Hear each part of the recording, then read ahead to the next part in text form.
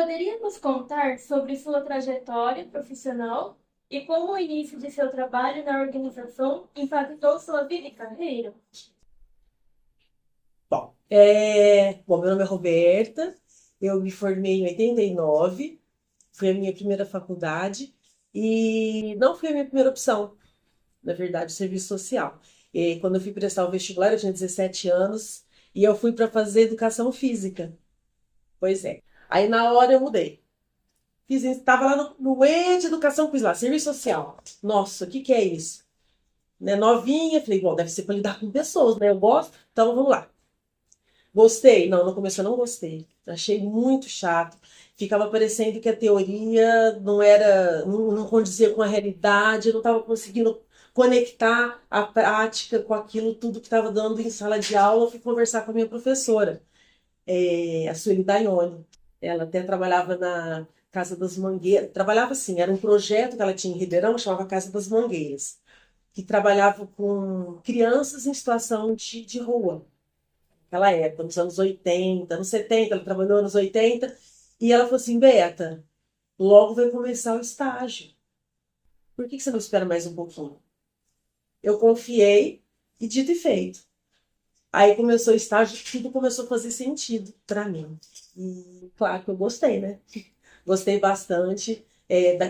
Começou a fazer sentido e conexões, né? Teoria com prática e tal. Naquela época, a política de assistência nem existia. Tudo estava sendo construído para que chegássemos a esse patamar de política de assistência, política pública, né, de assistência social. Então, peguei bem no comecinho mesmo. E a trajetória, na verdade, eu trabalhava numa empresa, na época eu era auxiliar de escritório, e como eu estava cursando serviço social, eu demonstrei interesse em ir para a assistência social, que na empresa estava no começo. Então, para mim foi muito bom. Eu adorava trabalhar no serviço social de empresa, né, na parte organizacional. Então, quando eu estava no terceiro ano de serviço social, eu fui transferida para esse setor e me formei, estava lá, fiquei, né, como estagiária, depois como auxiliar de assistente social e finalmente eu consegui assumir o setor. Para mim foi muito bom. Aí eu fiz especialização em recursos humanos, tal, e fiquei trabalhando com assistente social durante alguns anos. Como eu fui fazer outra faculdade, eu deixei o serviço social porque na mesma empresa eu fui transferida para o jurídico. Aí então houve um período em que eu não atuei como assistente social. Muito bem. Em 2013, eu fui convidada para assumir uma secretaria de assistência social na minha cidade, em Orlândia, que eu sou de Orlândia, natural de Orlândia, moro em Franca há 15 anos, e eu aceitei, era um grande desafio. Antes disso, eu já estava voltando para o mercado como assistente social, paralelo a trabalhar como advogado. Então, eu retornei, na verdade, antes de assumir esse cargo de gestão, para trabalhar no SAIP, né, o Serviço de Acolhimento Institucional de Pessoa Idosa. Eu sempre gostei dessa parte do serviço social. E assumi o desafio. Em 2013, fui aprender tudo como política de assistência social. É, Me encantei novamente com essa nova visão, né, do serviço social, assistência social como uma política pública. Foi um desafio que eu me apaixonei, né, pela gestão pública, pela política pública de assistência social como já atuante, né?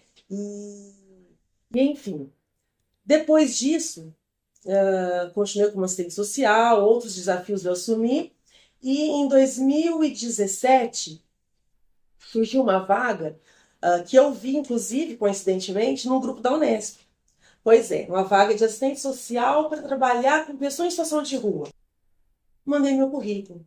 Aí eu fiz a entrevista, né, o processo seletivo todo, a entrevista pessoal, tinha uma prova e tudo mais. Vim para o abrigo provisório. Então, era mais um desafio. E eu me encantei muito. Eu já sabia um pouco sobre pessoas em situação de rua, lógico, mas como gestora e não como técnica. E foi aí que começou minha trajetória aqui na instituição onde eu estou hoje. Trabalhei aqui durante um ano. Aí eu fui convidada a assumir uma gestão em uma outra prefeitura, em outro município. Fui, mas depois, em 2020, bem no meio da pandemia, novamente surgiu a vaga e eu queria voltar mesmo para Franca, né? Eu estava em outro município, viajava todos os dias. Mandei meu currículo novamente. Participei de um processo seletivo. Na época, havia umas 30 profissionais concorrendo. Então, prova escrita, redação, depois a entrevista em grupo, entrevista individual. E no dia 1º de junho de 2020, eu assumi novamente como assistente social aqui do abrigo provisório. Depois, em 2022, além do abrigo provisório, nós participamos de um chamamento público, que a pastoral participou, que mudou um pouco o formato. Além de abrigo provisório, nós atuamos também como casa de passagem, né? Então, estou aqui até hoje, né? Em 2024, eu estou aqui, eu gosto muito do que eu faço. Uma área que eu me identifico muito, principalmente com pessoas em situação de rua, eu gosto de atuar, eu gosto de ajudá-los, acompanhá-los a conquistar pequenas coisas que para eles não são pequenas. Então, cada conquista dele, para nós, é motivo de grande vitória, porque eles não conseguem enxergar os potenciais que eles têm, né? Dentro deles, porque a rua brutaliza muito. Fica parecendo que eles são coisas. Eles são seres humanos como qualquer outro. Então, eu gosto de atuar nessa área, com essa população, né? Me encanta muito. E aqui a gente não atende só adultos e famílias. E as famílias têm crianças, então estão todos aqui. São adultos, são pessoas com deficiência, são pessoas idosas, crianças, pessoas com transtornos mentais. Então é muito diverso aqui o público que nós atendemos, né? E tudo isso me encanta bastante. Eu aprendo, todo dia eu aprendo uma coisa nova. É um aprendizado não só profissional, aprendizado de vida mesmo. Eu gosto bastante. Bastante. Como é a sua rotina no abrigo? Quais as principais responsabilidades e atividades que você desempenha? A rotina aqui é bastante dinâmica, se é que podemos chamar de rotina, mas é claro que tem algumas coisas que a gente faz, né? Vou ser bem didática, tentar ser bem didática. Nós chegamos aqui todos os dias, eu faço o turno da manhã. Nós somos duas equipes, duas duplas, né? O psicólogo e o assistente social trabalham bem junto. Então, de manhã eu entro às 7, fico até 1h15, eu e a psicóloga. E nós temos uma terapeuta ocupacional que alguns dias ela fica de manhã, alguns dias ela fica à tarde. Então eu chego, vejo quem está polido, quem saiu, porque tem alguns que ficam mais tempo, outros saem por conta da dependência química, eles acabam saindo e voltam depois. Então nós temos um sistema informatizado que é cedido pelo município. Nós alimentamos esse sistema. O que ele é? É o GESUAS. Ele é um prontuário informatizado e ele ajuda bastante no trabalho dos técnicos aqui no serviço de acolhimento. Então, essa parte de colocar as pessoas no sistema, tirar, é o assistente social quem faz. Então, nós fazemos isso de manhã, já deixa tudo organizado, vemos quem chegou, que nunca usou o serviço, e nós priorizamos essas pessoas para serem atendidas, porque muitos nunca passaram pelo serviço de acolhimento. Então, nós priorizamos o atendimento para essas pessoas. E também fazemos o acompanhamento daqueles que estão aqui há mais tempo, cada um com a sua história, com a sua trajetória de vida. E o que é importante quando nós atendemos é frisar, porque muitos chegam aqui, alguns não, que já conhecem, mas tem alguns que chegam muito envergonhados, se sentindo humilhados. Então nós frisamos o quê? Isso aqui é um direito de quem precisa, porque a assistência social, para que é? Para quem dela precisar, né? Então, se a pessoa está aqui, ela está usufruindo de um direito dela. A política pública de assistência social prevê esse acolhimento. E aqui nós vamos verificar se a pessoa tem documentação civil, né, o RG, CPF, carteira de trabalho. Verificamos também a situação dela junto ao cadastro único, que é a porta de entrada no SUAS, para que ela possa receber os benefícios assistenciais, inclusive o BPC, né, que é um benefício de um salário mínimo para aquelas pessoas que têm deficiência ou idoso que não tem outra renda. Então, nós também atuamos nessa parte. E nós articulamos toda a rede, porque o abrigo, casa de passagem, ele é de assistência social, mas nós recebemos pessoas com várias questões de saúde. E como ela é de assistência, nós não podemos atuar na área de saúde. Por exemplo, o psicólogo que nós temos, mas ele faz a psicologia social, ele não pode fazer terapia. Então, ele atende as pessoas, mas ele não pode fazer terapia. Então, qual é o papel dos técnicos? Articular a rede, principalmente com a saúde, que é um grande parceiro nosso, para que as pessoas possam ser atendidas nas suas questões de saúde. Articulamos para eles irem ao CAPS, no CAPS AD, no CAPS Florescer. Qual que é a diferença? CAPS AD, álcool e drogas, e o CAPS Florescer atende as pessoas com transtornos psiquiátricos. Então, nós atuamos nessa articulação toda, participamos de reuniões intersetoriais, participamos também das reuniões do Conselho Municipal de Assistência, né? Porque é lá que nós temos todas as notícias e informações com relação à assistência social no nosso município, né? Então, feito isso, alimenta o sistema, verifica quem tem o cadastro que está atualizado ou não, porque o cadastro único ele tem uma validade de 2 anos. Antes que ele vença, nós já marcamos para que as pessoas não corram o risco de ter o benefício suspenso. Articulamos muito com o CREAS, por quê? Como sendo o abrigo, como sendo um serviço de alta complexidade, então nós fomos vinculados ao CREAS POP, que é o Centro POP, né, que é da Proteção Social Especial, de alta complexidade. Então, nós temos lá dentro do Centro POP, nós temos uma técnica de referência, que é uma assistência social, que ela que é a nossa parceira na assistência social do município. Então, nós discutimos casos com ela, participa das nossas reuniões também, para que a gente possa atender da melhor maneira possível as pessoas que estão aqui acolhidas. Articulamos também com a educação, porque nós recebemos crianças aqui. Então, as crianças têm que estar inseridas nas escolas, nas creches, para que os pais possam ter esse tempo para procurar trabalho, para procurar tratamento, né? Então, a dinâmica aqui é bastante dinâmica, a rotina é bastante dinâmica, ou seja, tem ou não rotina, né? É relativo. Então, às vezes, nós nos programamos para fazer alguma coisa, só que nós priorizamos atender as pessoas, né? Então, nós programamos algumas atividades e nos deparamos com alguns atendimentos do dia a dia, e aquela rotina, ela é mudada no dia a dia nosso aqui. Desafios mais significativos que você enfrenta em seu trabalho diário? Os desafios, eu particularmente vejo, eu insisto muito quando eu atendo as pessoas, para que elas se enxerguem como seres humanos, né? Eles vêm aqui muito rendidos, muito se sentindo muito incapazes. Então, eu procuro fazê-los se enxergarem como pessoas com N potenciais. Claro, tem algumas questões que eles têm que trabalhar, principalmente a dependência química? Sim, claro, tem. Não é nada, não é nem questão de romantizar, porque nós não estamos aqui para isso. Mas o meu grande desafio, isso é um desafio meu, da Roberta, é esse. Fazê-los se enxergar como pessoas de direitos, com potenciais, que eles têm mesmo. Vocês não têm noção. Cada descoberta aqui incrível que nós fazemos com os acolhidos aqui do abrigo.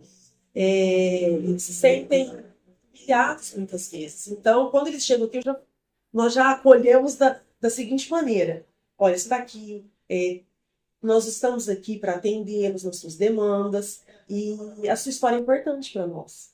Tudo que você fala é importante. Porque às vezes eles podem, né, perguntar, mas por que faz tanta pergunta? Por quê? A sua história é importante para nós, porque é através da sua história que nós podemos ajudá-lo a reescrevê-la, né? Então eles vêm com muitas questões emocionais, por isso o psicólogo aqui também, que muitas vezes nós atendemos em dupla. Muitas vezes o assistente social atende sozinho, o psicólogo atende sozinho, mas é uma parceria muito boa. Então, um desafio muito grande que eu vejo é justamente esse. Eles se enxergarem como pessoas com potenciais, capazes de reescrever a própria história, e enxergarem que eles podem fazer diferente, né? E uma coisa também que para mim foi muito desafiadora, foi difícil até de aceitar, que é trabalhar a redução de danos, que é um termo muito usado na saúde. Eu não aceitava que tinha que ser assim. Eu achava que a redução de danos seria quase que como conformar com aquela situação. Mas é a história dele, né? Então nós estamos aqui para acolher e fazê-lo sentir que qualquer coisa não. É melhor ele estar acolhido do que ele estar na rua, sofrendo todo tipo de risco, estando em situação vulnerável. E a redução de danos é para que ele possa dar aquele tempo, né, de não estar na rua e ver que ele pode fazer diferente. Ele é capaz disso. Então, o desafio é esse, sabe? Fazê-lo enxergar como pessoa, com potencial. E eu mesma aprendi a trabalhar com a redução de danos. Esse foi um grande desafio para mim. Poderia detalhar o funcionamento da entidade? Se o abrigo operasse sem formalização como uma OSC, quais diferenças você acredita que haveriam? Hoje, a pastoral, ela administra muitos serviços, não só na área de assistência, como também na área de educação. Ela atua na proteção básica e atua também na proteção especial. Eu acredito, pessoalmente, que caso não fosse um serviço tipificado, mas felizmente talvez fosse muito ligado a caritativo, a assistencialismo, e nós estaríamos na contramão da assistência social, que é um direito, né? Então, eu vejo que hoje, ah, como OSC, como uma empresa, uma entidade do terceiro setor, atuante do jeito que ela é, bastante forte, com muitos técnicos e colaboradores, inserida como ela está na política pública do município, é diferente do trabalho. Ela se fortaleceu e, com isso, esse fortalecimento ele reflete no atendimento ao usuário, no acolhimento, na formação dos colaboradores, para que a gente possa sempre entregar um serviço de qualidade, porque é isso que nós devemos entregar para quem é acolhido.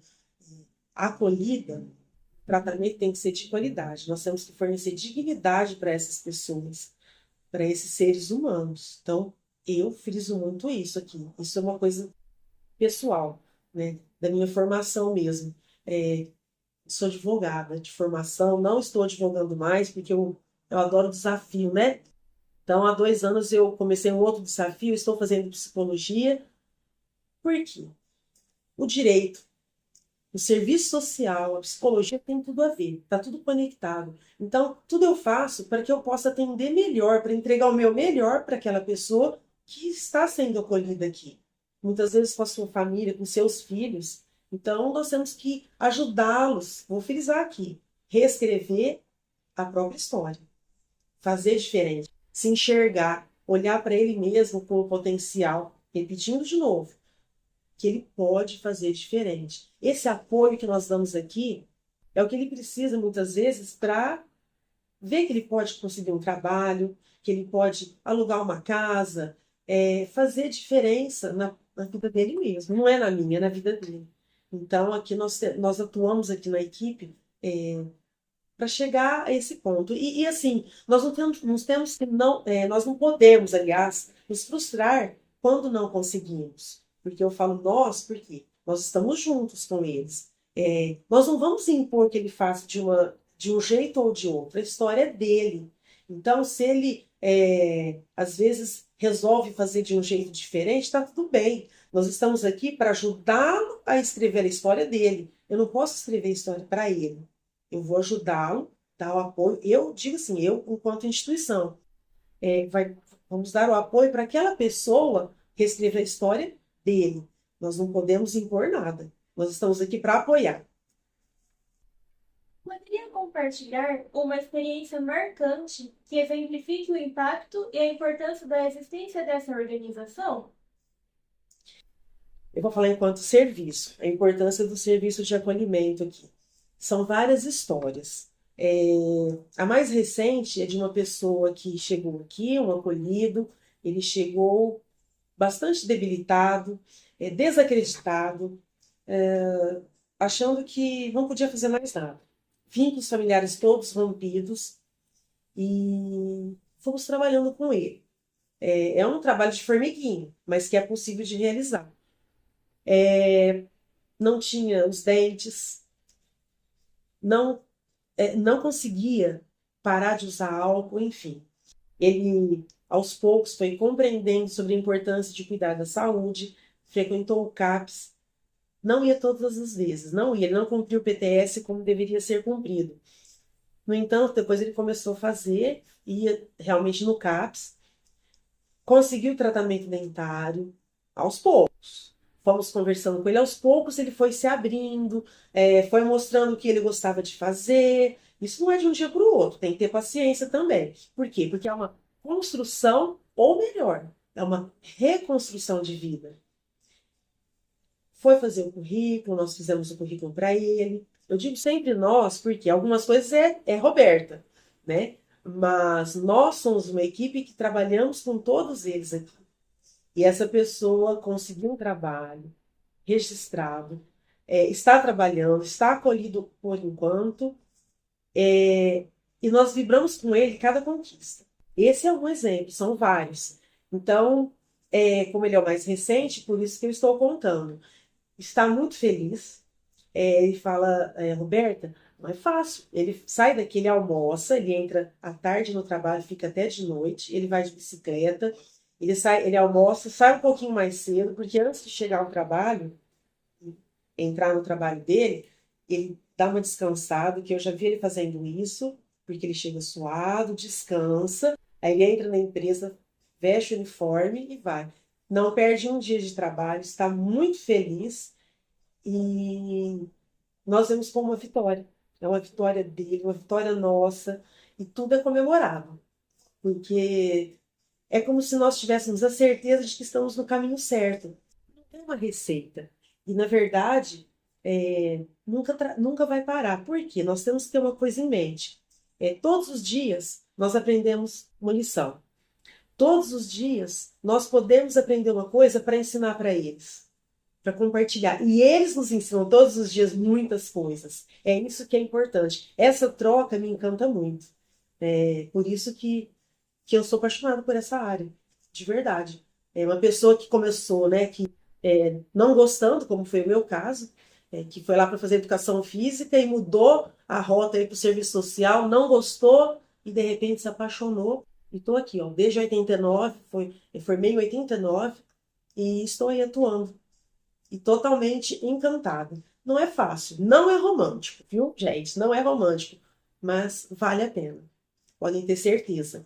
E outra coisa, as portas estão sempre abertas, estarão sempre abertas para vocês, estudantes da Unesp, de todas as outras universidades que nós temos aqui no município, para conhecerem o nosso trabalho.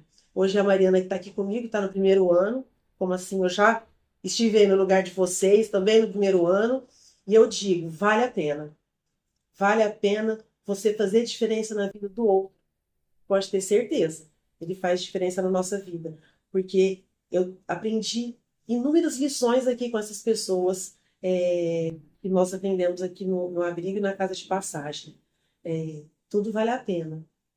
E nós nunca podemos esquecer que nós temos mais que agradecer, sabe?